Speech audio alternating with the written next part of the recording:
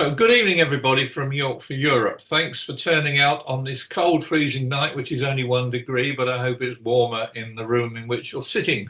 Can I welcome to you a gentleman at the top of my screen who calls himself formerly William Stewart, but is known to the world as Hamish. And he will tell you what his role is for the Hanseatic League, and we'll take it from there. So I'll kick over to you for a minute, Hamish, to tell us about the history of the Hanseatic League. But first of all, just to introduce yourself a bit more fulsomely than I have. Right. Well, yes. Good evening, everybody, and thank you so much for coming. Yes, my name is Hamish Stewart, and as far as the Hanseatic League is concerned, I got involved when I retired. Before that, I used to travel the world for a living, and I've always had this sort of interest in traveling the world, and so consequently, I thought, well, and I started off life by going to sea at the age of 15. So I've always had an interest in ships as well. And so when I came across the Hanseatic League and started learning about it, it seemed to me to be rather a good idea. And so this it goes back to to the Middle Ages, and it lasted for 500 years, dominating trade in the North Sea and the Baltic Sea. So that's where it began, and after that, it was rather overtaken by other countries, and Britain being one of them, and also the Spanish and the Italians. The Spanish and Portuguese. They went across the Atlantic, and they sort of started taking away a lot of the trade. Other traders like the British and the Danes and many others started to want to run the business themselves rather than pass it all through the Hanseatic League. So anyway, my interest was sparked by this, and so that's how I got involved. My current title, well, in order to be a member of the modern Hanseatic League, your town had to be a member of the medieval Hanseatic League. And that wasn't very easy to find out. In York's case, it is actually easy because the Hanseatic League do know that York was a member, and they have they have it in writing actually in their museum, so they know that. In Beverley's case, they didn't, so we had to find out, and this was quite a big job. And I got onto it by talking to people at the Guildhall in Beverley, and they said, well, yes, there were 3 merchants who travelled between Beverley, Hull, and York, so when I realised that, I thought, well, we know that York was a member, we know that Hull was a member, and if it's the same 3 merchants, presumably Beverley was a member.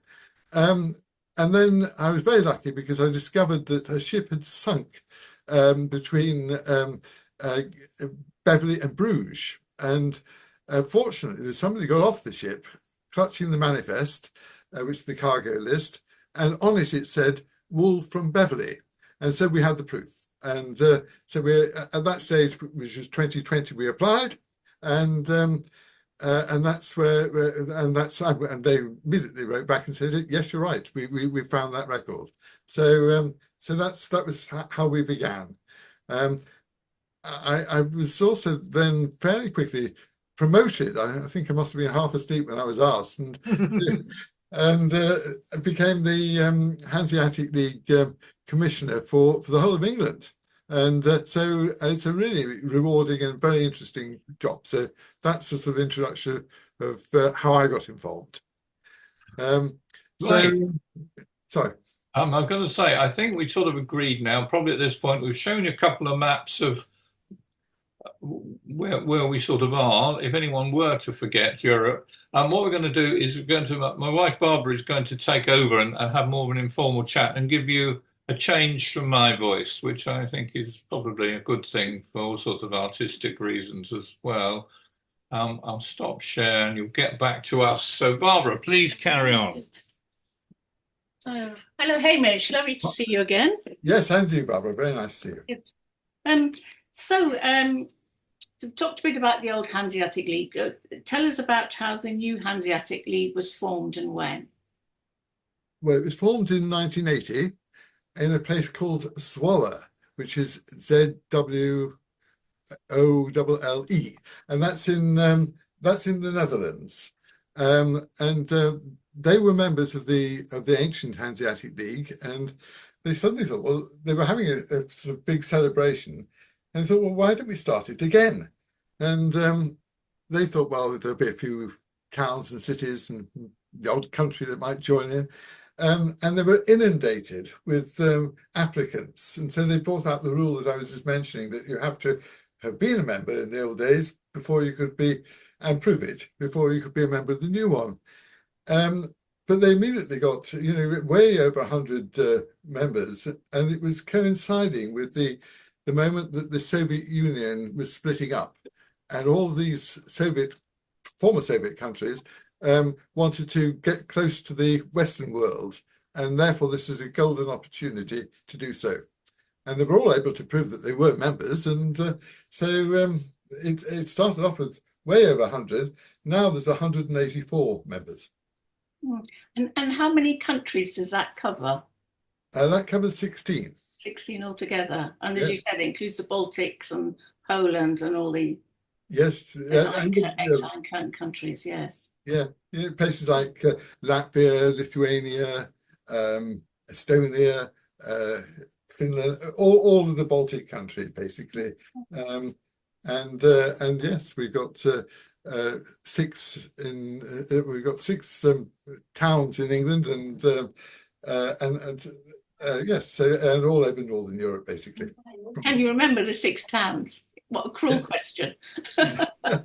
No, yes, I'm all right there. It's the way it was set up was that these ships were they were wonders of their day. They were the biggest cargo carrying ships, but they were mighty uncomfortable if you happened to have to live on it, and because the only person who had any shelter at all was the captain. He had a cabin. The rest of you were slept on deck, and so consequently, if it was raining, you got wet, and so they like to stop at ports along the way. So to answer your question, Ipswich was the first port of call, and then Great Yarmouth, and then Boston, and where else are we?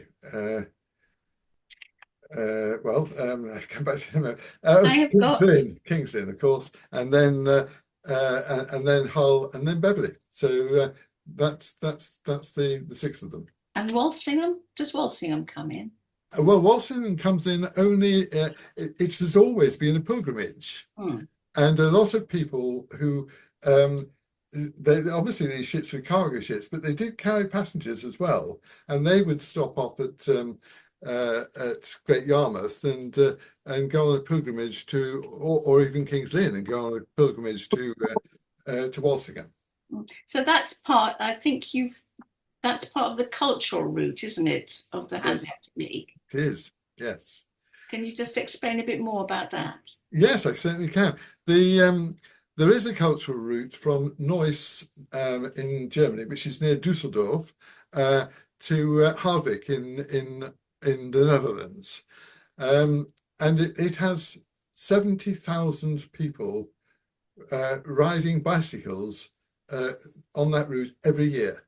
It's an enormous number, but we're not. So Stephanie Bishop asked me if we could do one up to England, and so I said, oh, yes. I'm not so sure. We're not quite such keen cyclists as the Dutch and the Germans. So we made our route available to, you can go by train or you can go by by car or motorbike or bus or whatever you like. So, or bicycle. And we thought, well, we will divert it via Walsingham because it was such an important town for the pilgrims coming on with the Hanseatic League. And so that's what we did. But they weren't officially a Hansa town as such, but they were hosts to lots of Hanseatic people. So that answers the question. That's your cultural route. Yes, that's right. So what does the modern Hanseatic League do? Right. Well, that is another good question. My own view is that I was fortunate to go and live in Germany for a year when I was pretty young, and I'm a great believer in the young people mixing together, and this Brexit sadly doesn't help.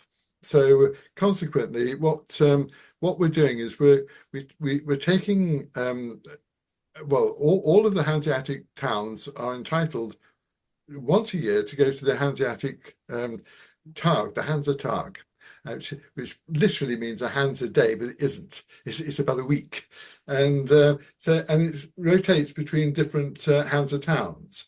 This year, for example, we were in Gdansk, in Poland, and we take young people with us, and they have an absolute ball. They've got to be aged between, well, we actually 16 to 26, but we take them 18 to 26 because they're adults at the age of 18, and it's a bit more easier. But yes, and they get on famously. There is a slight problem with it, and that is that you can only take two young people, or four if you can borrow two from another Hansa town. But we thought, well, what happens if we have one here in Beverley, and just for the youth Hansa, and we can invite as many people as we like, and so we did, and in Beverley there's an old friary which is now a youth hostel. It goes back to the 15th century or something like that, but they've done it up beautifully, and it will take 32 people. So Diana and I, my wife and I, we went as the adults or the oldies, and then we filled it up with Germans and with Dutch people and a couple from Poland and a lot from Beverley. So that's how it worked. And we took them to York actually, and on the bus. £2 a head, which was remarkably cheap, with this latest sort of busing. And then they saw. We went to the Castle Museum, and of course they went to the Shambles and all the other places, and they had an absolute ball. And in fact, many of them hadn't been on a double-decker bus before. So, but anyway, they all became great friends, and it worked extremely well.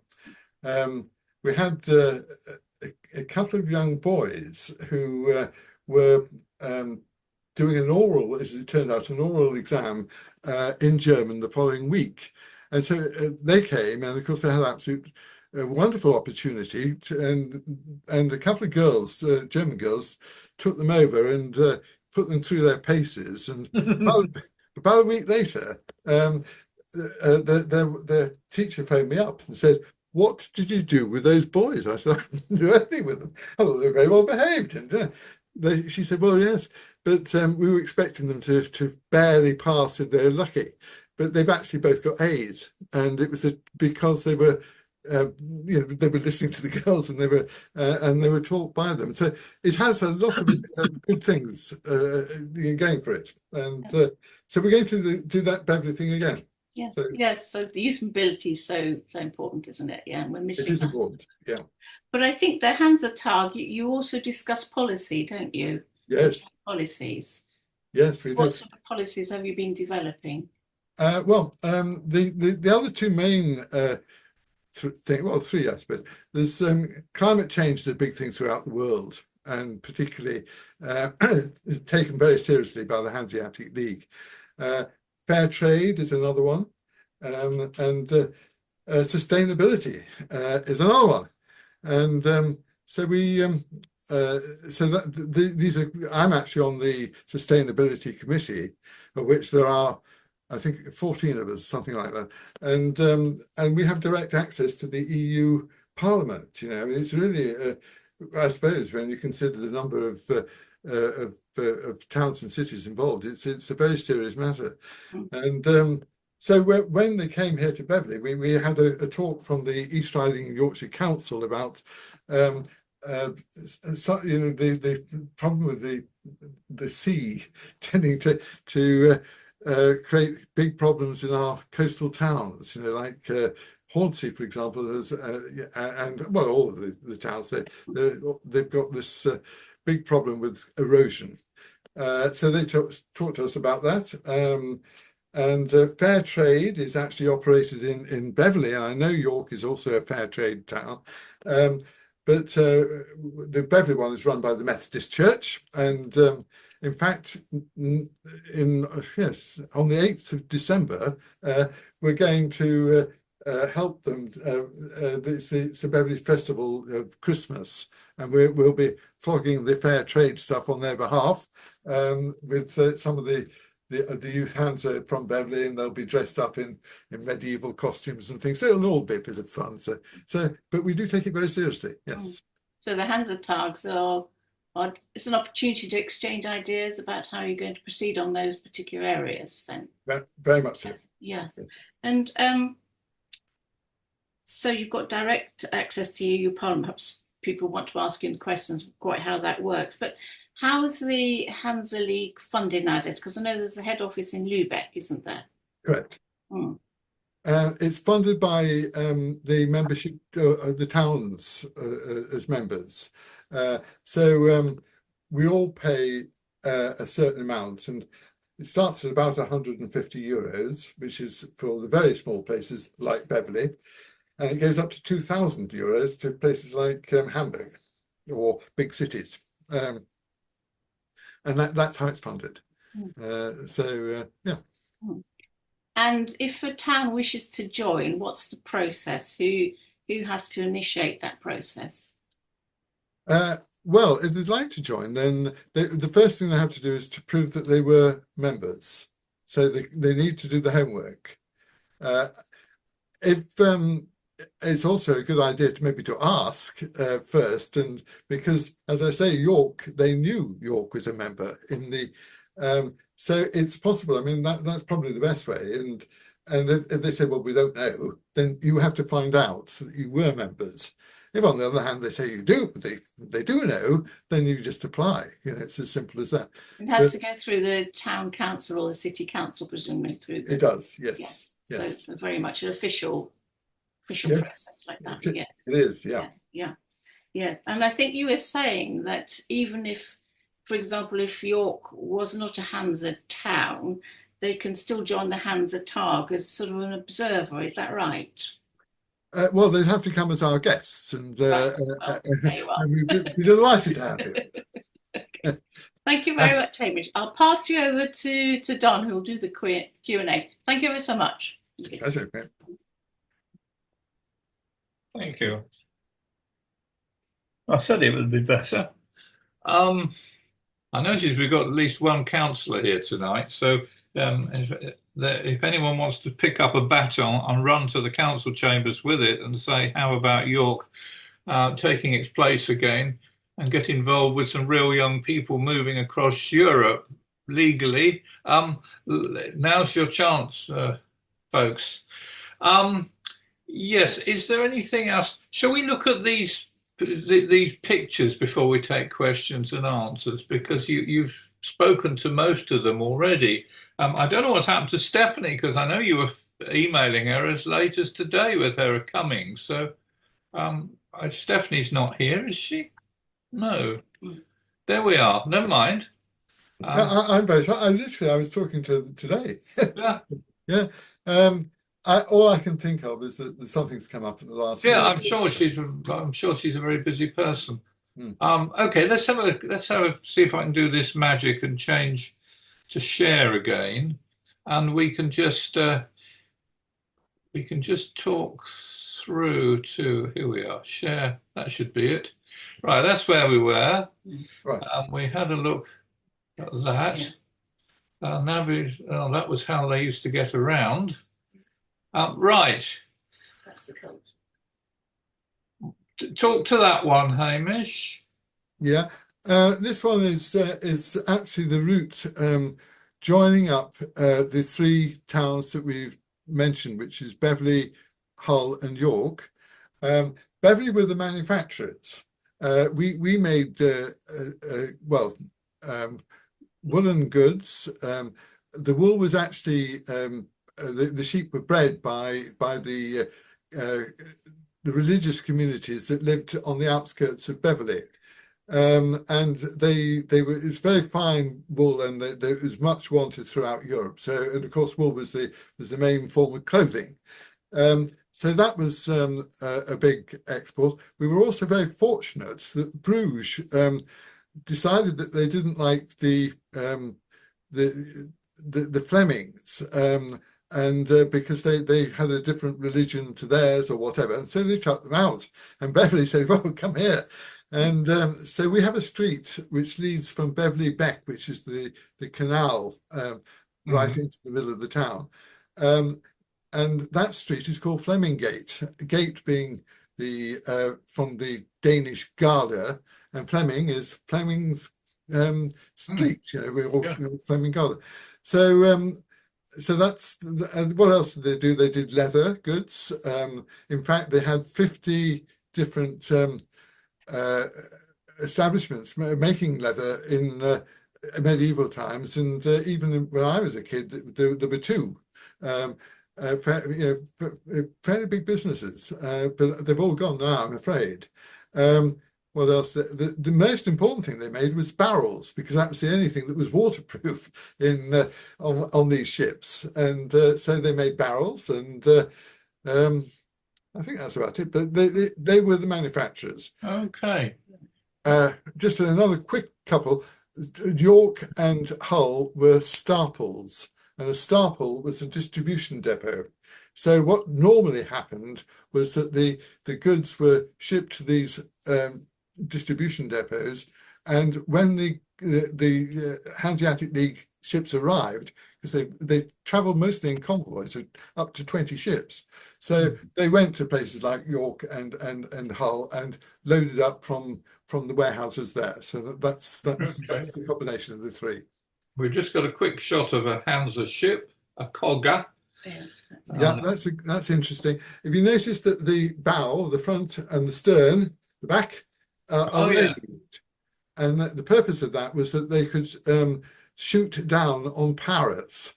Pirates were very active particularly in the North Sea, and but not only did they do that, but they also they went round in convoys, and so if you had 20 ships and one pirate ship trying to make a nuisance of itself, it didn't stand much of a chance. So that was a very good innovation. And the other thing that they did was, the other thing was that they had they had shares in the ship. No one person owned a Hansa ship. And the reason for that was that if it sank or the pirates had a good day, then one person would have lost their livelihoods. But by having up to 24 or even more people owning this ship, everybody lost a bit, but nobody lost it all. And so that was really, we thought we were rather clever in the 18th century with Lloyd's of London. And that's exactly what they did. And but these people were way before that. So so it's a wise move. Hanseatic Day, this one flags up. Yeah, that's the Hanseatic. And this is just people dress up, and it's there's bands and there's all sorts of in this particular instance you can't see it very well, but it's people parading with the name of their town on those banners above them. Lovely. Yes, what's happening here? This is at the Hanseatic. We have a thing called Hansa Artworks, and these are people who have made things, and they sell them at the Hanseatic. And so yes, that's what these things. They're all looking at some I don't know quite what you can't see it very well, but it's jewelry or something that they're looking at. And that's a Gdansk. Yes, now, Yeah. yes, it is. Gdansk is surrounded by water, and so the principal thing, as far as the young people are concerned, I think we'll come to it, is that they rowed in, or they paddled canoes and things, and they had a ball together. So they used the river, and for the other people, you could go on sightseeing trips on, on the ships that go up and down the estuary there. So yeah, which we did. It was good. Just some more shots of the Gdansk day, people enjoying themselves. Yes, yes. Now the next one is in Visby. Now that is really going to be interesting as well. It's smack in the middle of the Baltic Sea, and so you didn't get past that if the Hanseatic League didn't want you to get past that. And it was the very famous trading port for the Hanseatic League, and actually we're going there next year, so which will be fun. Fantastic. Yeah, it's on an island called Gotland. Very tempting. There we are. There's the date for your diaries. Yes, if you'd like to go, yeah, let me know, and you can come with us.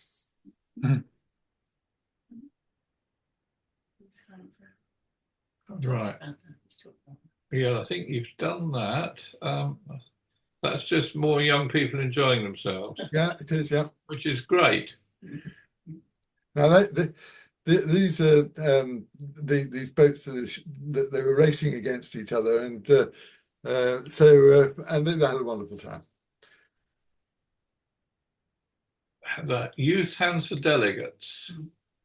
Yes, they do have meetings of their own. They all live together at the Hanseatic. So the first one we went to was Neuss, and they put them all on a ship, which they loved. They had a sort of ship that came right up to Neuss, and so all the young people were together on that. In Gdansk, they were all in some hostels, and other times that they've been in boarding schools and so on. But the purpose is that they all live together and get to know each other, very well, and they go out partying and so on. So yes, they have a great time. Hang on, someone's coming in the waiting room. We've got a couple of people to admit, which is good news. I don't know who they are, but they're joining us. So carry on. Sorry to interrupt, but needs to. Oh no, absolutely no problem. So and this is a conference that they were having, the young people, probably on sustainability or something like that. Right. Let me just get back to here. I've got to do that. International Hanseatic Day. Yeah, that's a Hanseatic, yeah. Yep, covered that. What we got here? Hansa Beverley. Yes. I think there were lectures you went to. Yeah, that was on the cultural roots. I had to go and learn about it. And at the bottom of the picture, you can see a whole load of people on bicycles, or they had come on bicycles from Hull to Beverley just to launch the route, and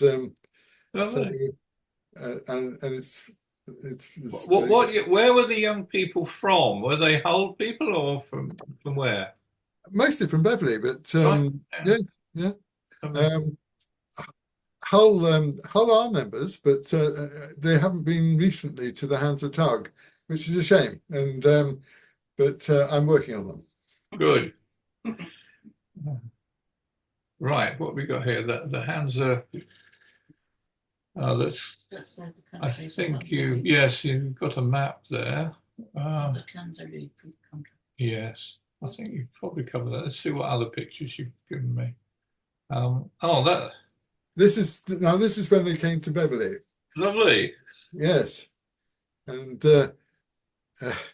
there's as I say, I think we had 18 young people and two oldies, and you can see one of the oldies in the front there.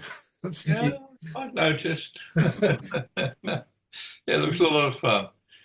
Oh, there's Right. Well, yeah, this is in York, and we took them to lunch in York, and just these are just some of the kids that were there. lovely. Sorry, And that's what you prepared, was it? what the lunch?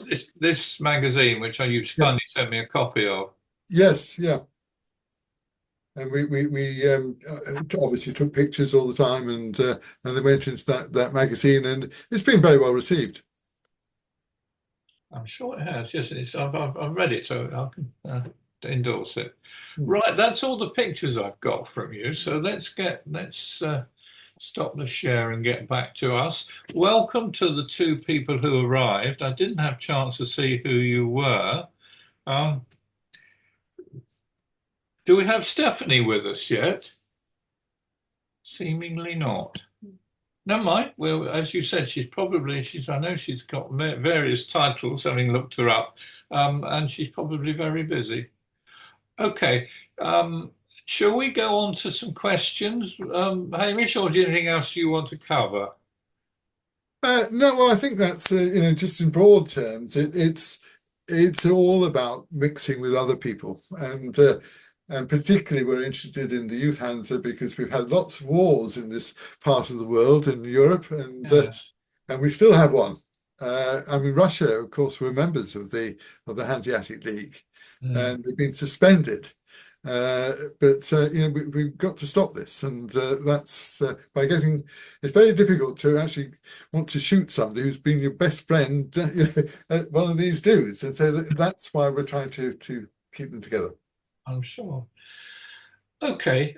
Can we have some concise questions? If people are okay lifting their hands, as Dorothy's shown us how to do, I'll go in order. If anybody, and I know there are some people who are sort of technically not into lifting electronic hands, if they want to wave a manual hand, I'll do my best to notice you and tuck you in. But we'll go off with Dorothy's iPad.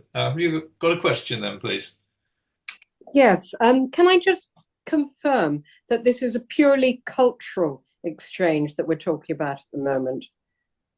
Or are there any other ramifications of it? I mean, are you thinking in terms of possibly trade as well, as the previous Hanseatic League was? You're quite right. There is a trading part of it, and but it's not big these days. I mean, what it's mostly, it's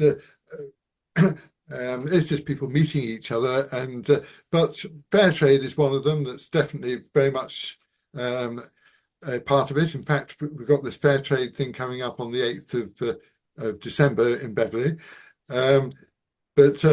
But yes, it's mainly that. But there are people get to know each other, and they come up with ideas on sustainability or fair trade or whatever it is, and then of course there is a trading thing, but it's not huge.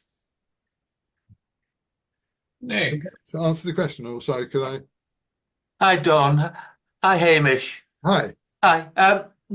And with these ships that were used in the Hanseatic League, what size of vessels are we talking about roughly? You say there's quite a flotilla of them, port to port, and I'm sure quite merrily drunk.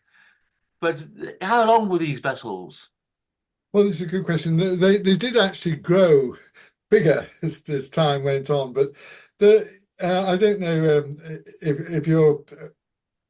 There's a barge in Beverley called the Sintan, and we used to run leather goods, leather up to the tanneries. Yes, and that is roughly the same size as a cogger was. I mean, there's sort of something in the order of 45 to 60 foot long, yeah.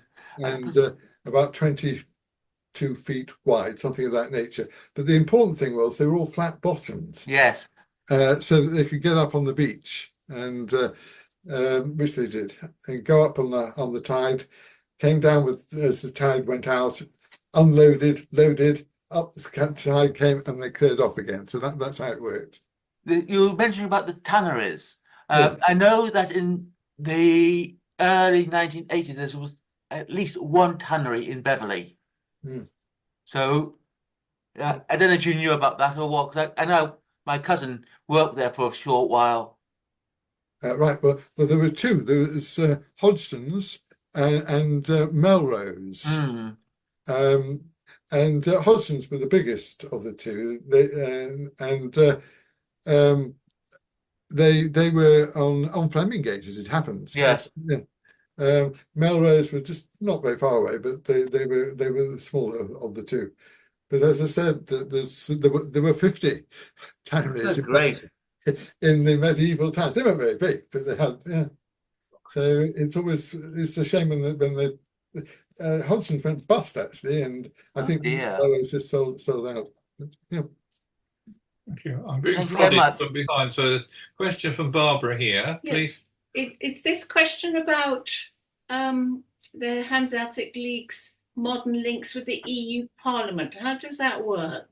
Well, because all of the major German towns, cities, Hamburg, Munich, all these cities, the big ones, they are members and active members of the Hanseatic League, but they're also active members, or they have representatives in the EU Parliament, and a lot of ideas are exchanged. So that's basically the connection. Right. Not only German, of course. I mean, the French have representatives, and the Spanish have just joined. They were members, or had 2 or 3 cities that were members, but they haven't joined the Hanseatic, the new Hanseatic League. But they have actually this year just joined with so it's a wide base, but that's the reason they So all talk. members of the Hanseatic League can make proposals through their representatives at the EU Parliament. Is that on Correct. the issues of concern, like sustainability, for example? Exactly that. Okay, Climate change. thank you. Yes. Are there any other questions? Don't worry how peripheral they might be. I'm sure Hamish can field them. Yeah, delighted, yes. Don, I think there's some questions in the chat. I'm sorry, I don't really have a chance. I'll look at that now. Some might have been answered, but I think there are 1 or 2. Oh, thank you for that. Okay, I better read them out then, unless the people who wrote them would like to articulate them. But anyway, I'll have to go, but people can always talk over me. London,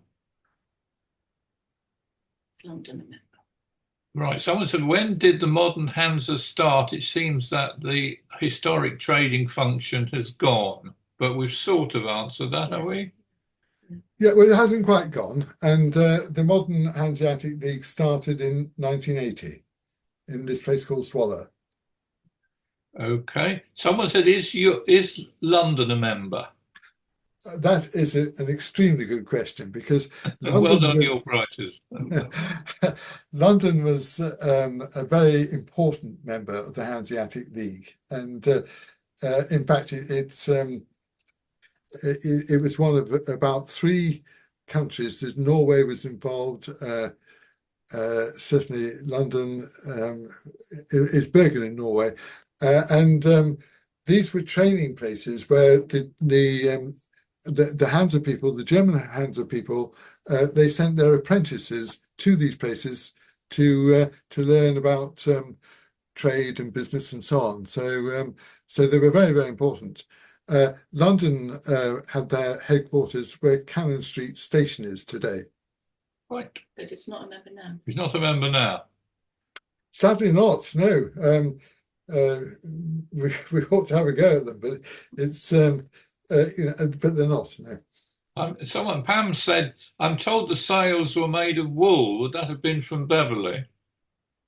Well, certainly, but there were other places that, I mean, King's Lynn, for example, was one place where they exported wool from. I mean, it was such a big business. It was, you know, and I'm not surprised. I didn't actually realise that they were made of wool, but it doesn't surprise me, because wool was a big thing. You know, it was the clothing, it was blankets, it was sails, and all sorts of stuff that they made from it. And England was extremely good at with breeding sheep. Right. John Hill has raised his hand. Let's have a break for my voice, please, sir. I just wanted to ask a question about London, because I'd heard that there was a sort of free port in London for the Hanseatic League. There was a sort of cantor where they could trade freely without any British taxes. Yeah, that is correct, and these are the places that that they also well, they had a lot of privileges, but they had their own German apprentices that came over to learn the trade, and Yeah. So yes, you're quite right.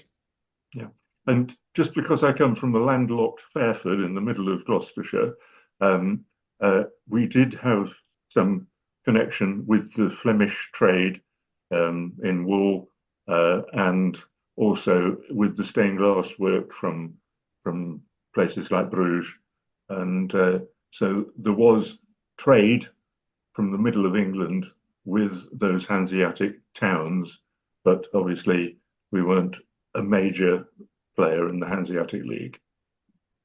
If you trade, which clearly you did, that doesn't matter. If your town would like to be a member, then for goodness sake, apply. You know, Beverley is you know, is only on its own little canal off the River Hull, and so I think we're either the smallest town in the league or one of them. So yes, so I would suggest that. I mean, boats used to come up the Thames to Lechlade, which is a couple of miles away. Right. So there was that water trade, but I shall see if there's an interest. Yes, Please do. do. Richard, your hand is raised, sir. Yes, thank you for a very interesting talk, Hamish. Your old map, I think, of the Hanseatic League showed Iceland coloured in. Was there much trade with Iceland in those days? Would that have been wool at that time? And is there much contact with Iceland now? Yes, there is. They have a delegate who he is the delegate for Iceland, and yes, he's a very active person, and the trade with Iceland would have been. I'm just trying to remember what they do with cod when they dry it out. So, and I can't remember the name of it. Right. But that would have been the majority of the trade. Okay, fish. Right, and just picking up from the chat here, what sort of Catherine says, what sort of proof of membership is required? Did the Hansa League issue deeds or certificates or something, or do historical records such as bills of lading suffice? Yes, the latter. Bills of lading definitely would suffice. Yeah, there's you know, if you've got a bill of lading with your name on it, then that means that you were trading with the Hanseatic League, and that was the proof that they needed. Right.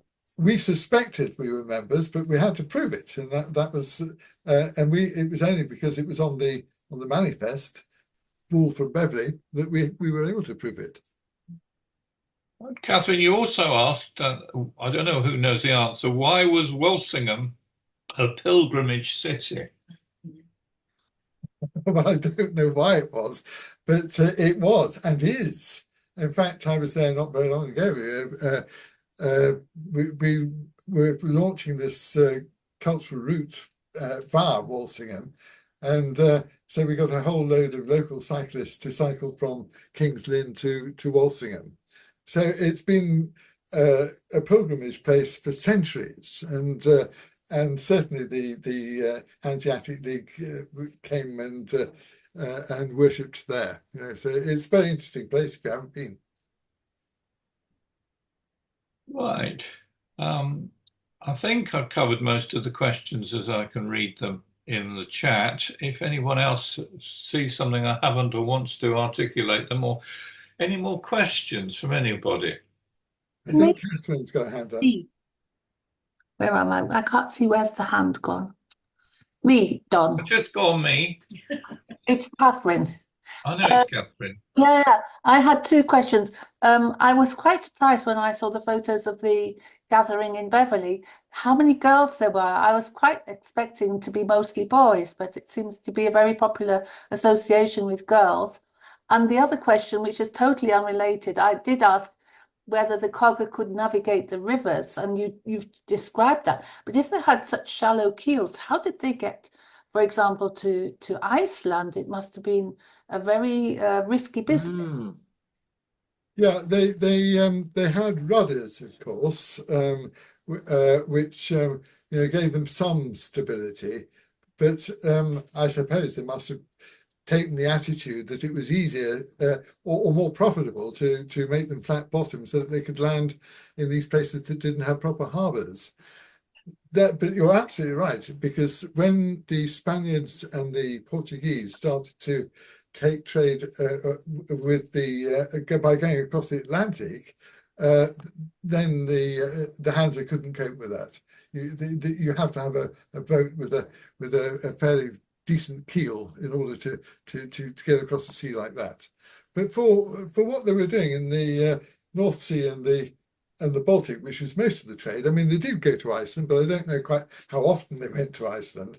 But certainly the Baltic and the North Sea were ideal for the ships that they had.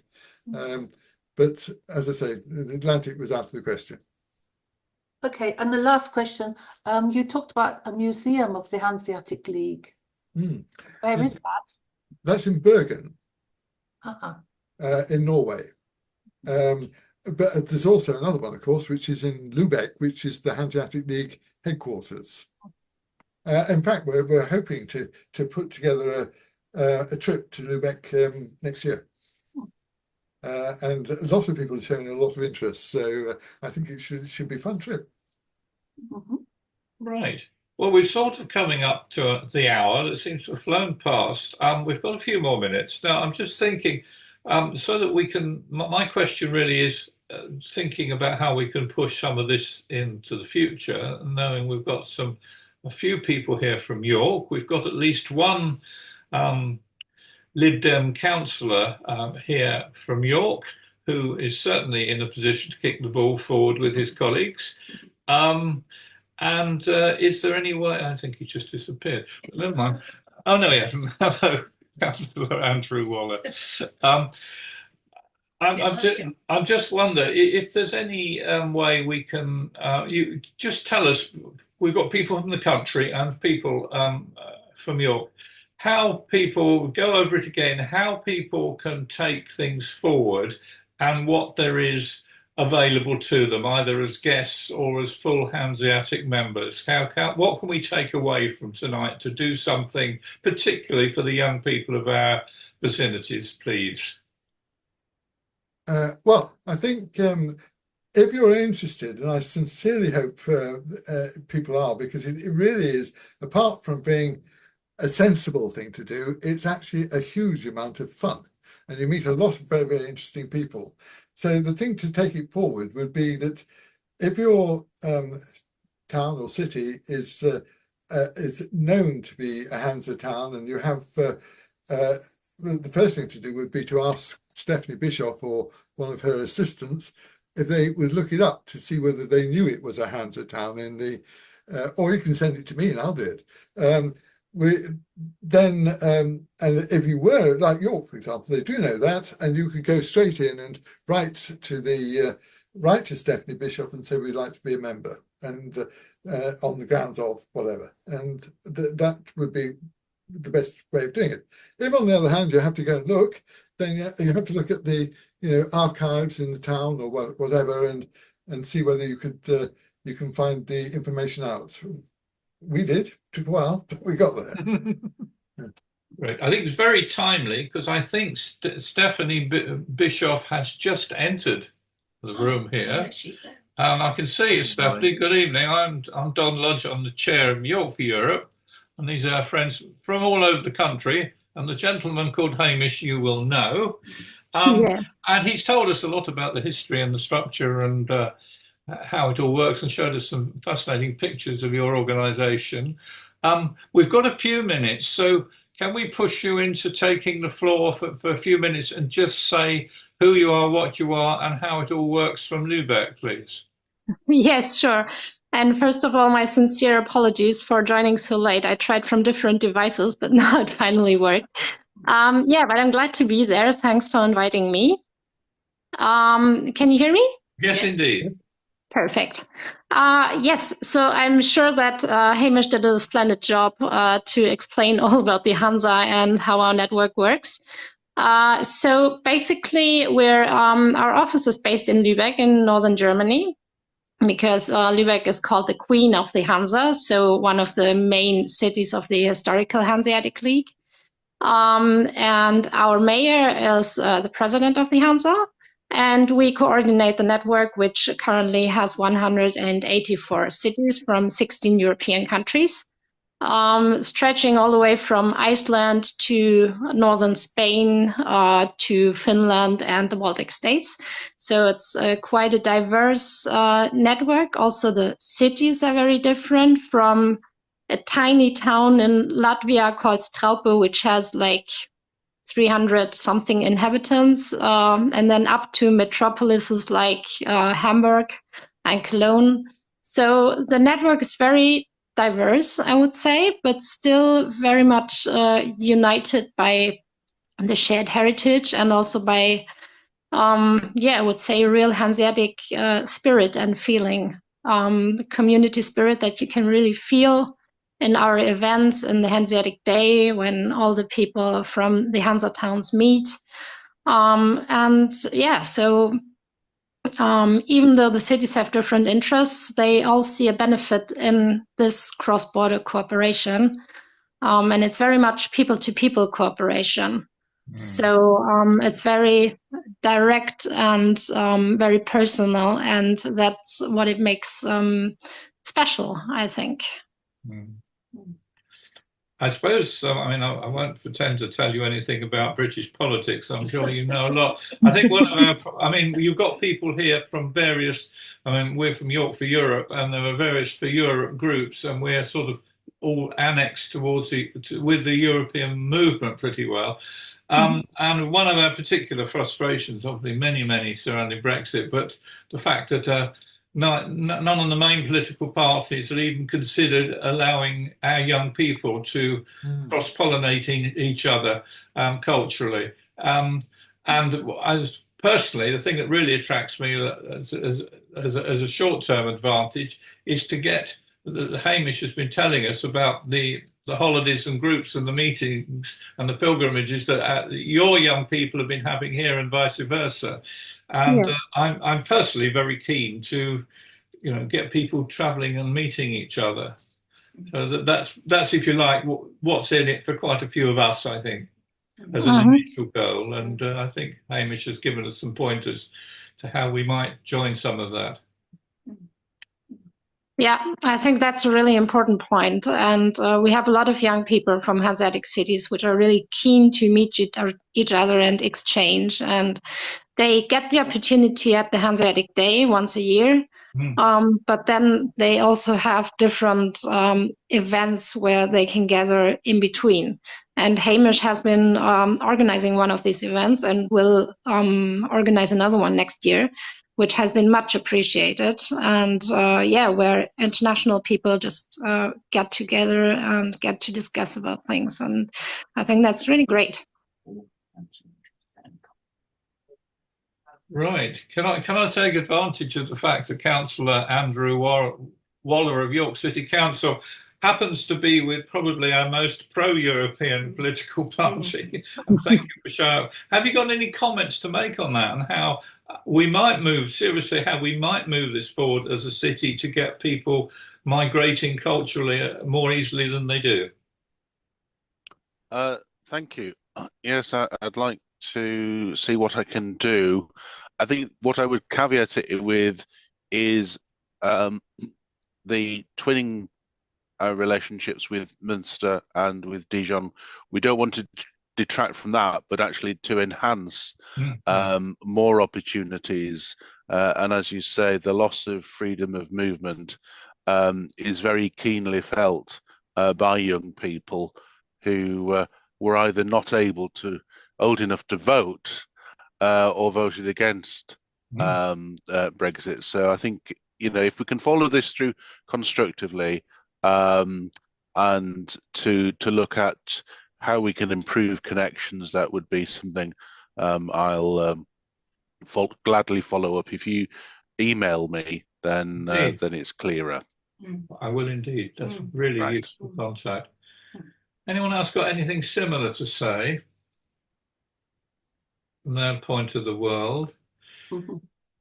Anyway, this recording is being recorded, and if Hamish is happy, we will post it in a few days on the York for Europe website on YouTube, but there'll be a direct link to it.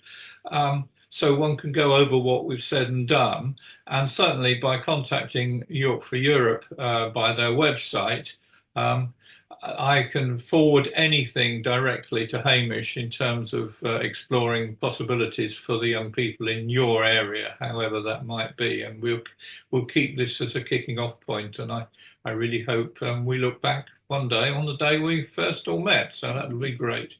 And thanks for dropping in, Stephanie. You've given the whole thing a further dimension. Thank you. And I wish you and your office very well. And did I see another question? Does John want to ask another question? We've got a minute if anyone wants. No, I had a question, but it's I'll put it in an email. Okay. Anybody feel like we've missed something out or something we should have done or said? No. Well, I've really enjoyed it, and everyone's been really positive to a very positive organisation. Thank you, Hamish, very much for the preparation that went into this and for coming tonight. Oh, that's a great pleasure, and thank you, Stephanie, for coming along. It's very, very good of you. Yeah, lovely to meet you. Okay, I will exclude everybody at one click, so take care and don't slip on the ice. Thanks very much. See you. Thanks, Bye-bye. Thanks, everybody.